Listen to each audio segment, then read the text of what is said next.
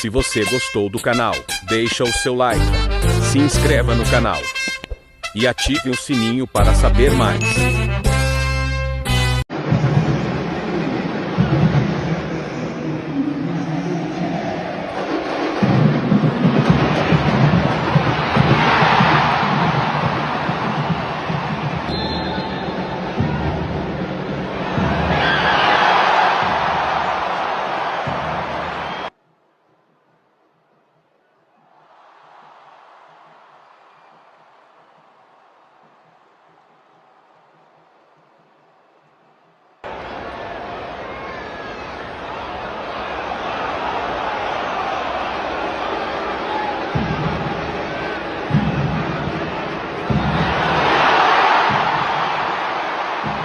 Fala comigo, meu parceiro, fala pra gente aí sobre esse amistoso, a importância de reencontrar o torcedor com um belo triunfo e você fazendo 2 belos gols aí.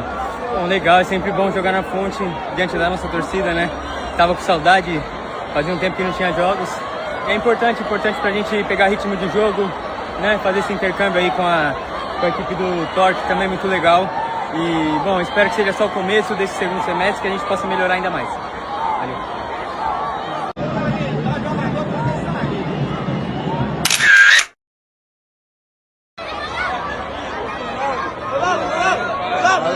Não consigo,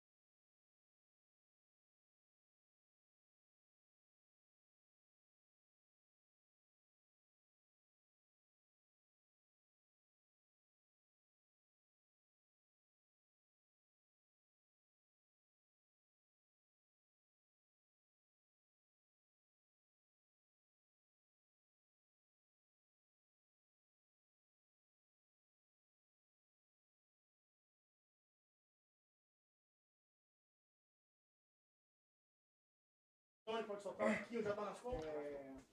Pititinga, podemos? Já avisou aí no ar? Começou? Vamos lá, Valência, por favor. Cadu, primeiramente agradecer, você está falando com a gente agora pela primeira vez aqui, mas queria que você falasse em termos de, na sua visão, o que o Bahia evoluiu e o que ele ainda tem a evoluir na gestão e na sua gestão também. Boa tarde, Marcos. Bom, vamos lá. A gente chega em 2023, tentar fazer recapitular de uma forma bem rápida, mas a gente chega em 2023 depois de um acesso, muita mudança no clube, né? Acho que na gestão como um todo, muita gente mudou, diretor de futebol novo, treinador novo, diretora de performance, gerente de operações, scout. Acho que toda a gestão do clube inicia, onde a gente tinha um objetivo muito claro, que era a manutenção da Série A. Eu sempre brinco que não foi da forma que a gente queria até a última rodada, mas que foi o objetivo que a gente tinha traçado. E depois, ano após ano, a gente tinha como objetivo seguir crescendo. E eu acho que isso vem acontecendo. Se a gente pegar 2024, 2025, isso aconteceu. Obviamente que esse ano a gente teve um primeiro turno que tivemos eliminações que nós não esperávamos e que impactam em todo o clube. E, obviamente, que quando tem um impacto tão grande, a gente tem consequências e tem que mudar um pouco a rota. O objetivo é muito claro que a gente quer esse clube todo ano classificando para a fase de grupos da Libertadores. Eu acho que esse tem que ser... O Rogério usa uma expressão que eu gosto muito, onde o torneio de pontos corridos é quando você sabe quando começa e quando termina. Eu acho que o torneio de pontos corridos a gente tem que ter, de uma forma muito clara, o nosso objetivo quando começa o ano, estarmos sempre classificando para a fase de grupos da Libertadores. Obviamente que os torneios mata-mata têm muita imprevisibilidade dentro da competição. A gente quer crescer, a gente entende que são torneios, não sei se mais acessíveis é a palavra correta, mas assim, com possibilidade de conquista maior do que os pontos corridos, onde a folha salarial, isso são estudos, onde a folha salarial está totalmente atrelada aos clubes que ganharam nos últimos anos. Mas a gente precisa sempre crescer, e quando eu falo crescer, obviamente que o futebol é a ponta do iceberg disso, mas o clube precisa crescer como um todo, e a gente vem todas as áreas, vem trabalhando para poder crescer em relação à receita, em relação ao número de sócios. Acho que tudo isso é importante para a gestão, para que a gente possa ter como consequência o campo, porque uma coisa não tem como não conectar a outra, né? Ela acaba sendo consequência de um processo de gestão em muitos departamentos. Mas eu acho que esse é o objetivo todo ano, a gente seguir crescendo, a gente se estabilizar como um clube de top 5, top 6 do Brasil, que não é fácil na liga, como a liga brasileira é, e aonde, infelizmente, às vezes a gente ainda perde ponto para clubes que não fazem uma gestão da forma correta.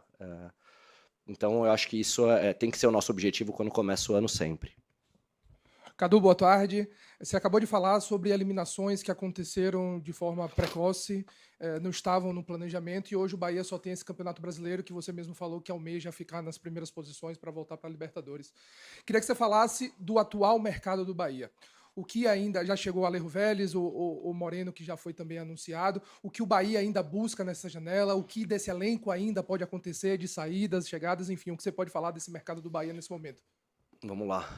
Eu sei que repercutiu uma fala minha em um determinado momento, onde eu falo que sempre a janela do começo do ano é a janela mais importante, e a janela do meio do ano é a janela de correções. Por que eu falo isso? Porque quando você quantifica o número de atletas que nós teremos na temporada, muito provável, o segundo semestre é sempre um momento que você tem menos jogos do que o primeiro semestre. Então não faz o menor sentido a gente aumentar o número a gente contratar mais jogadores no segundo semestre e não no primeiro. Então, assim, da mesma forma que eu comentei que nós tivemos eliminações e isso impacta na receita do clube, e aí partindo de um princípio que a gente tem menos jogos no segundo semestre, também é possível que a gente tenha uma diminuição do quantitativo de atletas no segundo semestre. Nós já tivemos saídas, né? Confirmada Gabriel Xavier e Marcos Felipe, e Gilberto, desculpa. E agradecer aos 3 atletas que sempre foram um nível de profissionalismo do que a gente busca no jogador, porque é muito legal quando a gente contrata, a gente vir aqui falar, mas também a gente tem que valorizar no final, quando saem por determinados motivos, performando ou não, mas quando se entregam de uma forma profissional. Então, nós já fizemos 2 chegadas, a chegada do Alejo e a chegada do Marco, que a gente pretende também fazer a apresentação ao longo da semana para vocês. Obviamente, a gente precisa fazer uma reposição à saída do Marcos Felipe, eu acho que essa é inegociável, digamos assim, pela lesão do Léo Vieira. A gente precisa buscar um novo goleiro, e aí é uma pena a lesão do Léo Vieira, porque senão, de repente, no momento que o Léo chegou, né, acho que todo mundo elogiou muito a chegada dele, e aí uma pena a lesão. E aí nós possivelmente faremos outros movimentos, mas precisamos entender quais serão as saídas, porque a gente precisa diminuir o elenco, a gente precisa abrir espaço para os jovens, e aí vão ter momentos que, de repente, pode ser que o torcedor não entenda no curto prazo, onde sai um jogador e a gente não repõe para poder dar minutagem para o atleta jovem, mas eu acho que isso também é uma parte super importante do nosso projeto, dar minutos aos atletas jovens. Bom, boa tarde, Cadu. Dentro dessa sua fala aí, o Bahia terá condições de contratar um lateral direito, porque saiu Arias inicialmente, que hoje é um jogador de seleção, continua sendo jogador de seleção, disputando uma Copa do Mundo, e agora sai Gilberto.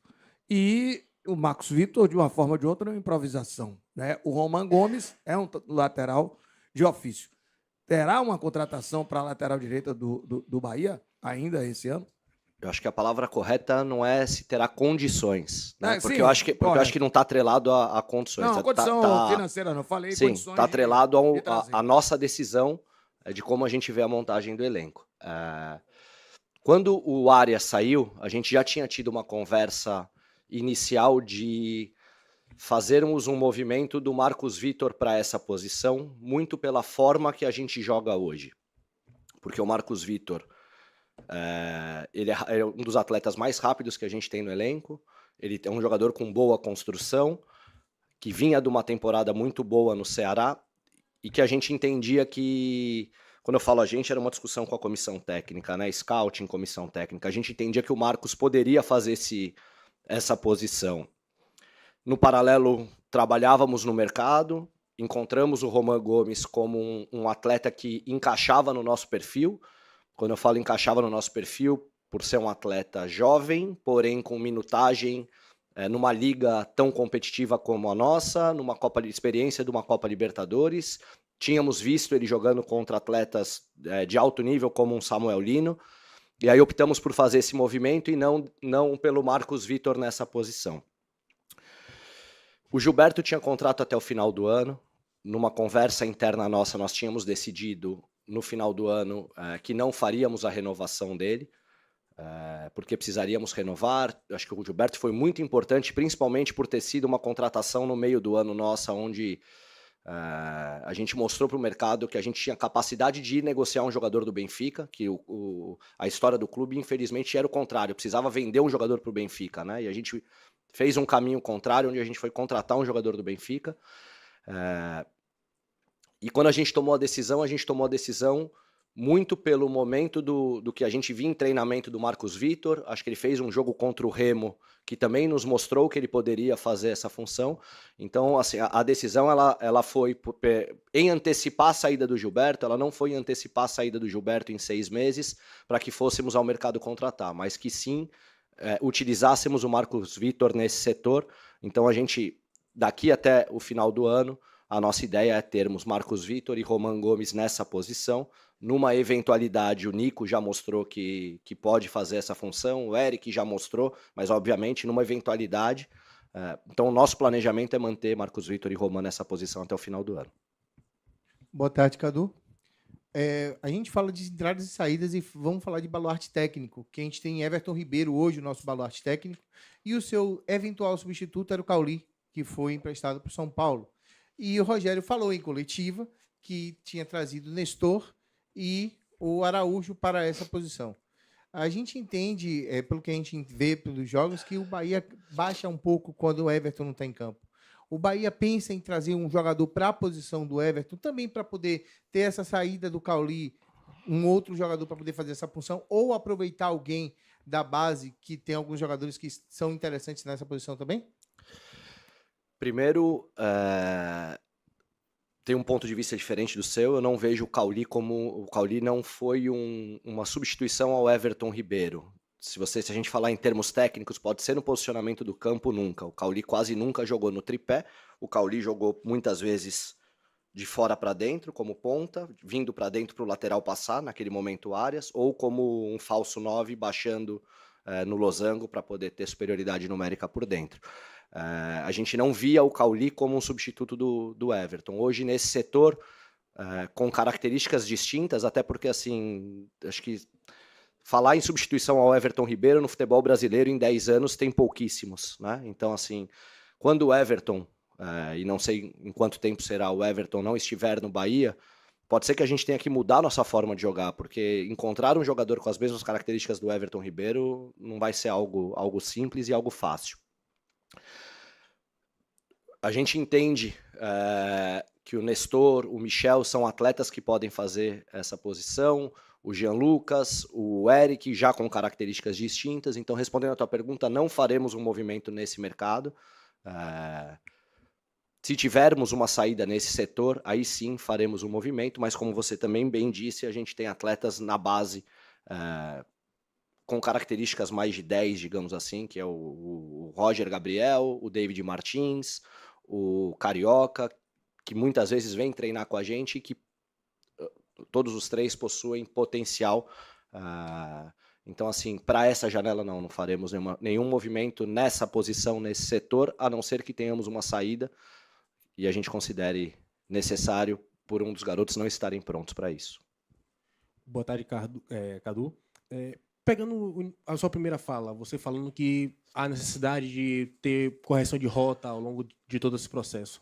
Analisando esses 3 primeiros anos do seu trabalho, qual a porcentagem que você considera de acertos dentro das contratações e qual seria a sua decisão mais difícil à frente aí da diretoria de futebol do Bahia?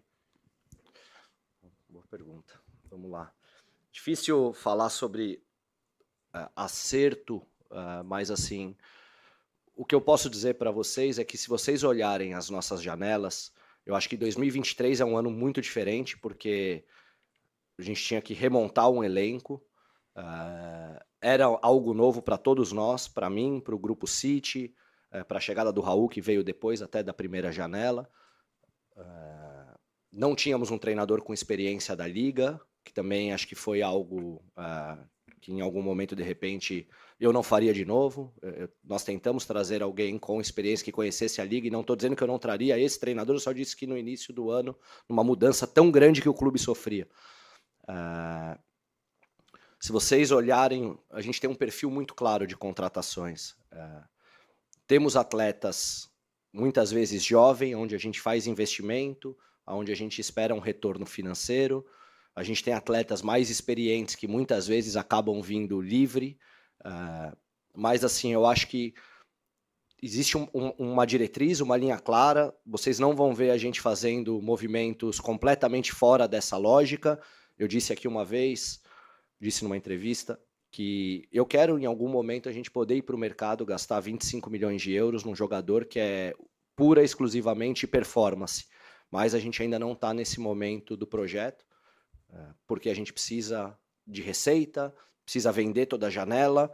Então, não é a nossa fase do projeto. A gente espera que chegue em algum momento, mas o que eu posso dizer é assim, que existe uma linha muito clara. Então, até quando se especula nomes, eu acho que é muito fácil saber se esse jogador a gente está interessado ou não. Se é um jogador de 28 anos que custa 15 milhões de euros, não é o nosso perfil. Então, assim, não adianta a gente especular, porque não é o perfil de atletas que a gente olha hoje.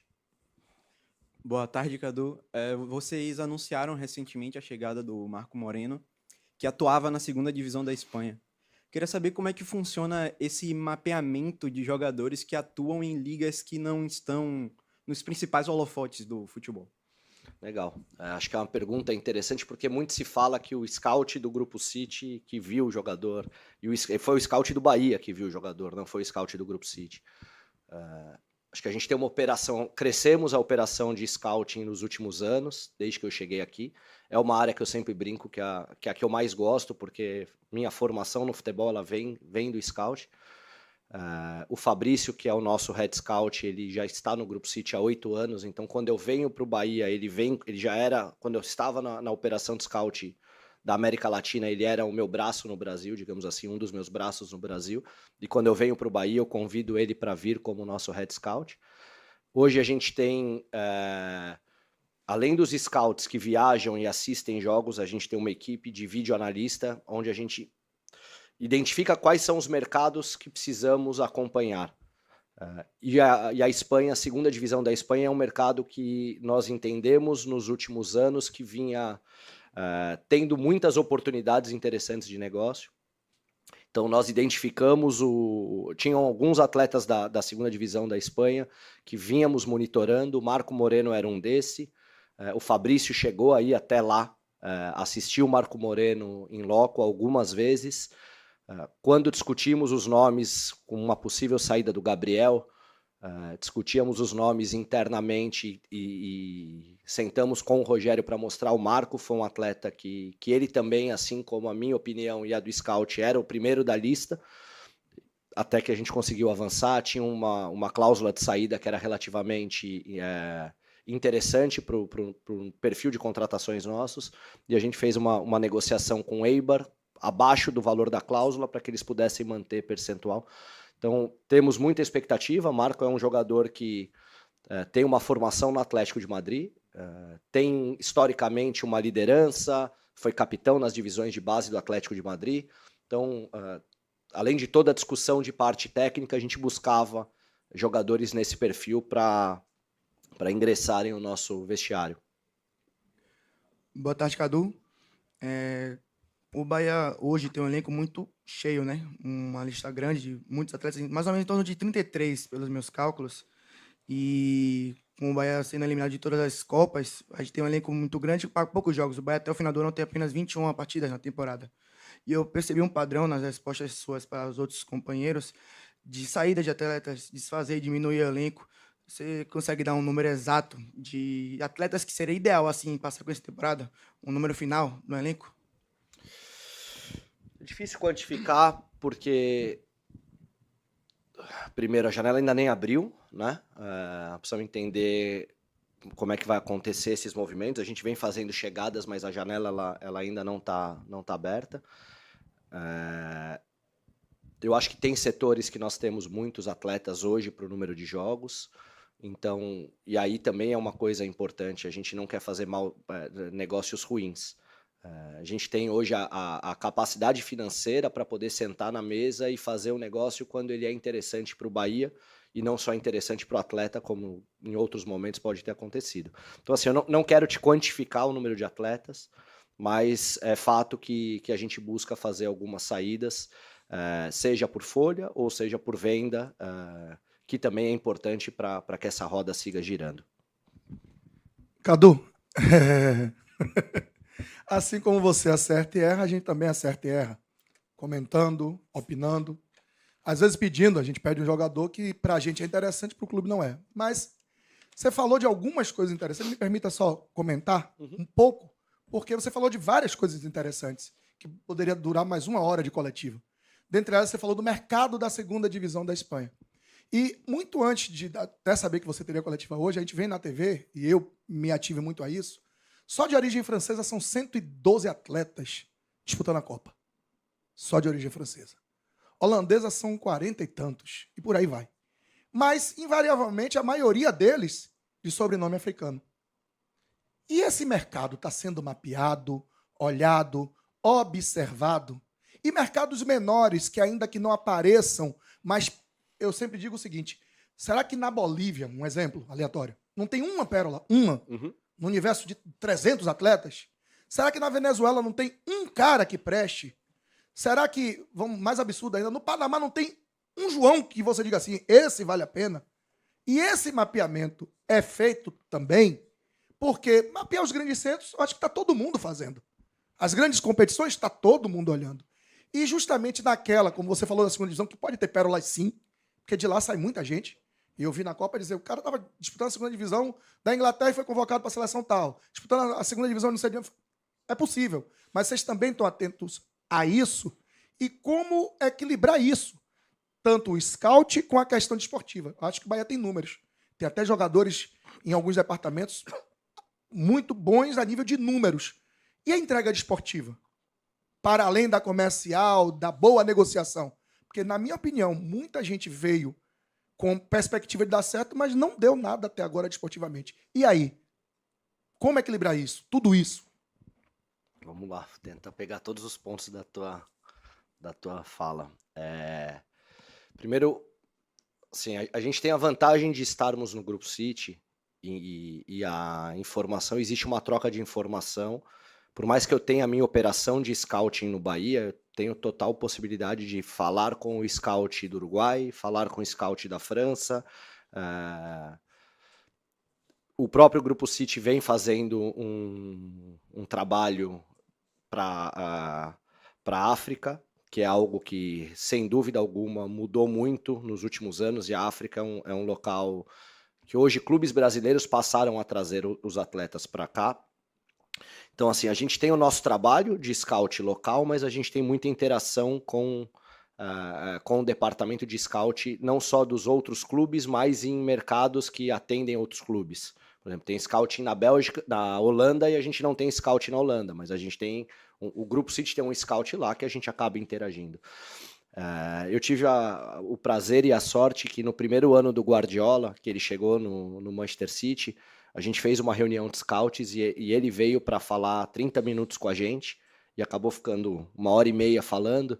E ele fez uma frase que vai muito no que você está falando. Ele falou: é fácil contratar o jogador que todo mundo está vendo. O difícil é contratar e contextualizar se esse jogador pode vir a dar certo nessa liga. E isso é um desafio. Eu acho que nós, como clube, a gente evoluiu muito nos últimos anos. E vou citar um exemplo aqui, que foi o do Chaves, quando a gente comprou o Chaves. Que foi um jogador que tínhamos total convicção do atleta, tínhamos visto no sub-20, no profissional, nas seleções de base, tínhamos um treinador que conhecia o atleta, uma comissão técnica que conhecia o atleta, então a gente tinha total convicção de que o jogador chegaria e poderia performar com um potencial altíssimo.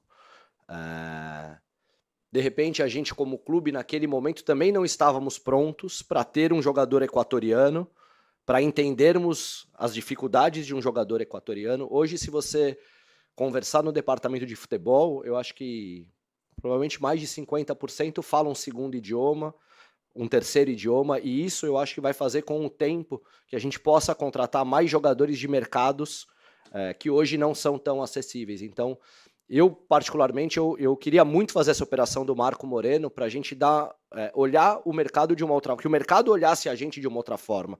Porque hoje o empresário que está na Espanha, ele não indica o jogador para o Brasil. Quando você vai abordar um jogador para vir para o Brasil, ele ainda tem um pouco de rejeição. Se a gente começar a ter mais histórias de jogadores que vieram, que performaram, eu usei como exemplo para o próprio Marco, para explicar a Liga Brasileira, o Pablo Mari, que era um jogador do Grupo City, que a gente comprou, emprestou ao Flamengo, o Flamengo executou a opção de compra e vendeu por 3, 4 vezes o valor. E aí também, Marona, só para não confundir a minha fala, eu nunca estou colocando a parte comercial na frente da técnica ou do resultado. Não, mas acho que é importante, porque senão começa a criar uma verdade que ela não existe, onde a gente está preocupado em vender jogadores. E o grupo veio para... Primeiro que ninguém ganha dinheiro no futebol, com clube de ninguém ganha dinheiro com clube de futebol. Ninguém. Assim, se você pegar, por mais que o City tenha tido vendas, quanto o City investiu para construir um centro de treinamento como o Yuri foi lá e conheceu em Manchester? Então, assim, o quanto que a gente está investindo agora num novo centro de treinamento...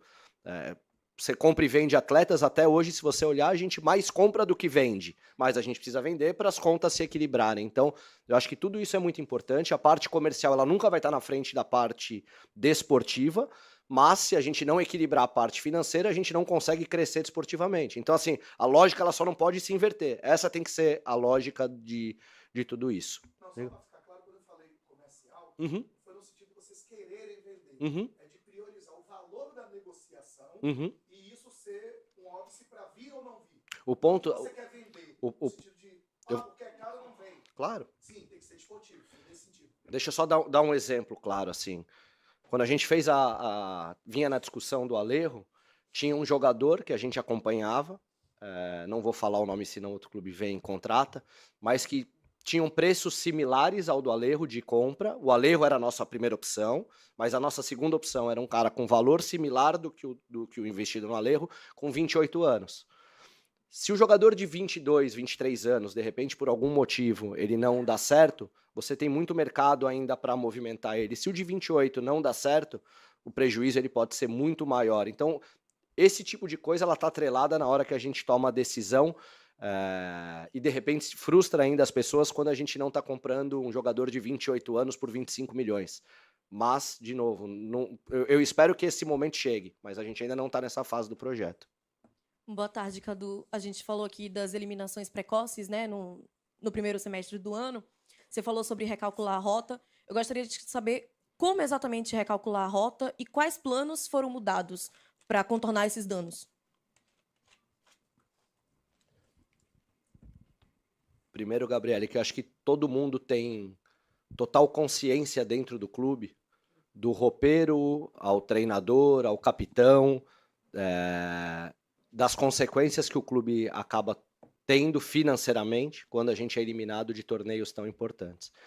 E eu acho que esses 2 torneios, eles frustraram muito todos nós, porque com todo respeito à equipe do O'Higgins ou com todo respeito à equipe do Remo, nós estamos fazendo investimentos maiores nos últimos anos. Então eu acho que se tivesse sido uma eliminação para clubes que investem mais do que a gente ou que tem uma folha maior, eu acho que pode acontecer porque é o futebol, mas acho que o tamanho da frustração ele foi grande por tudo isso.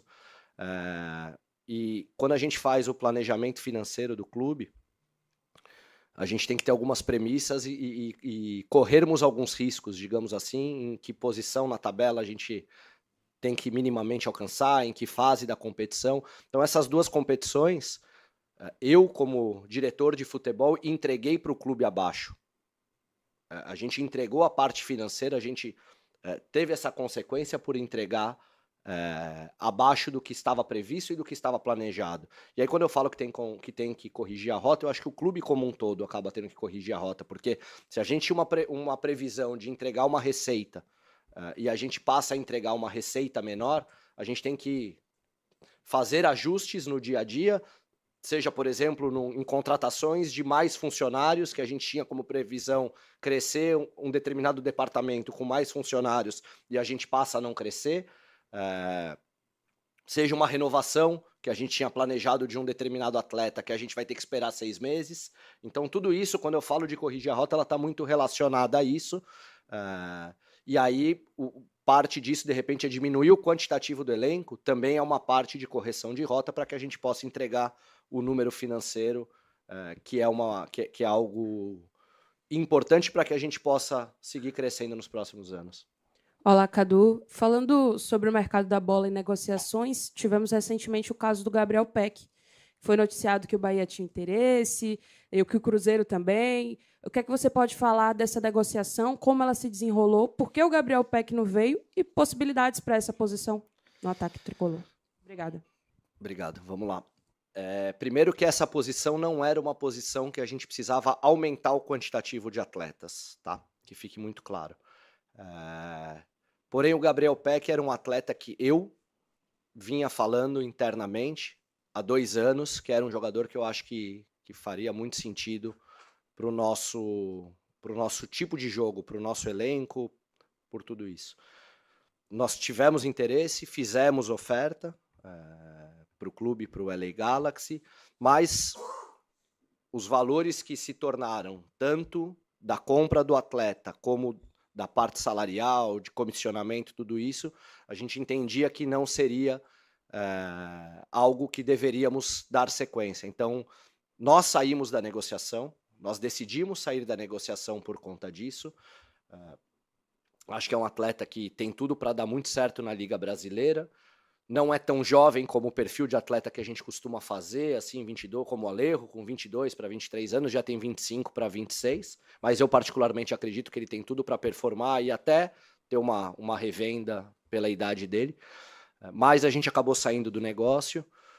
Também entendemos que a gente tem 2 jovens que, não só dentro do Bahia, mas dentro do Grupo City, são muito valorizados na palavra de potencial que eles podem atingir, que é o Juan Pablo e o Cauê Furquim, que também é nosso objetivo e nossa responsabilidade com o passar do tempo, darmos mais minutos a ele, porque senão a gente só fica com o projeto e nunca fica com o desempenho. Então também é nosso trabalho fazermos movimentos que de repente abram espaço para que eles possam jogar, performar e crescer aqui dentro do clube.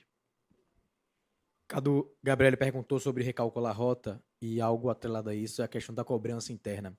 Você chegou aqui 22 para 23, já acompanhava o clube há algum tempo, mas em relação aos seguidos insucessos em competições que vocês almejavam que o Bahia poderia chegar mais longe até nessa temporada, a que ponto você internamente, não só atrelado a essa questão de recalculação de rota, mas de cobrança em relação à postura dos atletas, até o próprio comandante, que é o caso do Rogério, a que ponto o Cadu influi nessa questão do comando diretamente do futebol?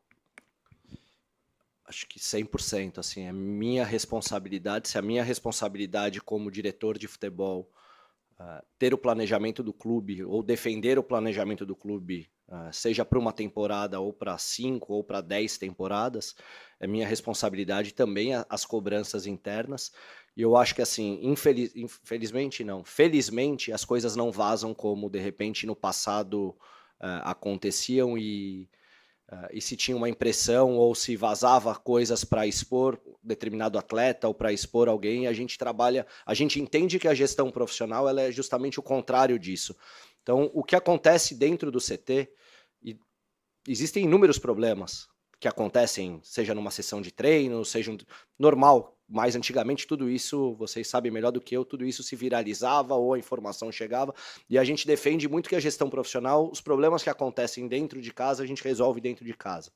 É minha função, obviamente, quando a gente tem uma eliminação, como eu falei aqui publicamente, que tem um impacto financeiro, que os atletas saibam disso, que o treinador entenda isso, e as conversas elas acontecem internamente, de uma maneira profissional, acho que como tem que ser, eu acho que cobrar uma pessoa de uma maneira profissional, eu acho que vocês no emprego de vocês também passam por isso, se vocês não entregam, o chefe de vocês vai abordar, vai falar, e eu acho que é a mesma coisa que acontece internamente. Quando a gente não cumpre o objetivo, nós sentamos, nós explicamos, eles entendem o que aconteceu, por que aconteceu, quais são as consequências, de repente, que serão tomadas, seja numa premiação, que a gente muda o que tinha combinado justamente pelo orçamento. Então, assim, tudo isso acontece internamente. O que a gente não faz mais é ficar expondo ou ficar vazando para, vou usar um termo bem coloquial, que é o jogar para a torcida ver que alguém bate na mesa ou que não é o que a gente faz. As nossas conversas ou as nossas cobranças são internas, de forma profissional, como em qualquer empresa ou em qualquer clube de futebol sério e organizado deveria acontecer. Boa tarde, Cadu. Theo Fernandes, do Globo Esporte. Das 3 opções do Bahia hoje para centroavante no time principal, só o Alejo tem contrato para a partir do ano que vem. O Everaldo e o William José não têm vínculo para a partir do fim de 26. Essa é uma posição que o Bahia já procura novos nomes no mercado, busca renovar com os nomes que já estão presentes, vai dar espaço para os meninos da base, enfim. Tá. São 2 situações distintas entre Everaldo e o William. O Everaldo é um atleta que veio e a conversa foi muito franca com ele no momento que eu falei com ele sobre a possibilidade de retorno, que tinha uma chegada de um atleta no meio do ano e que tínhamos interesse em trazer ele. E ele entendeu, e aí eu usei o termo numa entrevista que eu acho que às vezes a gente pouco valoriza, que é o atleta quer estar aqui, o atleta quis estar aqui. Isso é muito importante porque a gente sabe o quanto o próprio Everaldo transpira o clube, o quanto ele se dedica no clube. Então ele é um jogador que está por empréstimo, o contrato acaba, teoricamente ele retorna ao Fluminense, o Fluminense tem uma opção de renovar, o Fluminense pode acabar renovando e a gente nem ter opção de nada, teria que negociar. Então, assim, essa é uma situação. E a do William é diferente, o contrato termina. Todos os atletas que terminam o contrato, muitas vezes possuem cláusulas que vocês não sabem, que a gente trata com toda a confidencialidade quando não vaza por outra parte, da nossa parte não vaza, que tem confidencialidade, que eles, atingindo metas, eles podem até renovar, continuar. Então, assim, não estamos falando absolutamente nada de renovação de nenhum atleta que o contrato termina agora no próximo ano. Tem cláusulas que podem atingir, que a gente não precisa nem sentar para conversar. E se os atletas estiverem performando, estiverem de acordo com o que a gente busca, eu acho que é super natural, quando o atleta quer continuar aqui, que a gente sente, encontre um caminho, um acordo para que ele para que renove e ele continue com a gente no clube. Cadu, boa tarde. Aqui é João Gás, boa tarde. Eu ia fazer uma pergunta especificamente sobre o zagueiro Ramos Mingo, né? Mingo chegou no Bahia, trouxe um impacto, né? Um jogador que é titular do Bahia há muito tempo, tem chamado a atenção, tem oscilado esse ano, assim como todos os jogadores. E eu queria saber como é que está a questão de propostas sobre ele, nesse momento, principalmente, né, que o Bahia viveu difícil no meio da temporada, se você acha que o Bahia pode ter perdido talvez o momento da venda dele, ou se o Bahia tem, nesse momento, uma proposta na mesa por ele, se o Bahia pretende manter ele até o final, se é um jogador, como é que vocês veem ele? Questão de proposta para o futuro, enfim. Obrigado. Obrigado. Primeiro que o Mingo é um jogador que chegou e na primeira sessão de treino, acho que o Yuri estava no campo, a primeira sessão de treino parecia que ele conhecia o ambiente, as pessoas, há muito tempo. Então ele chegou e teve uma adaptação super rápida, um ser humano sensacional, assim, como pessoa, o nível de educação, de trabalho, de comprometimento. Acho que é normal qualquer atleta oscilar. Infelizmente, a gente não está preparado para quando o jogador oscila. A gente acaba pegando no pé, às vezes um pouquinho, mas acontece. É um jogador que já está com a gente há um ano e meio. Então é normal que dentro de um ano e meio jogando com a quantidade de minutos que ele joga, que possa ter alguma oscilação. A gente recebeu uma oferta, sim, de um clube turco, por um valor que não chegava nem a metade do que um site como um Transfer Market hoje, que eu acho que é uma referência para muita gente, para todos nós quando a gente pesquisa, não dava nem metade do que o Transfer Market diz que é o valor do jogador. Então, numa condição como essa, o que a gente respondeu ao clube que não tínhamos nenhum interesse, então não temos uma oferta na mesa, a oferta que recebemos, rejeitamos e não recebemos uma segunda oferta até hoje. Tá vendo?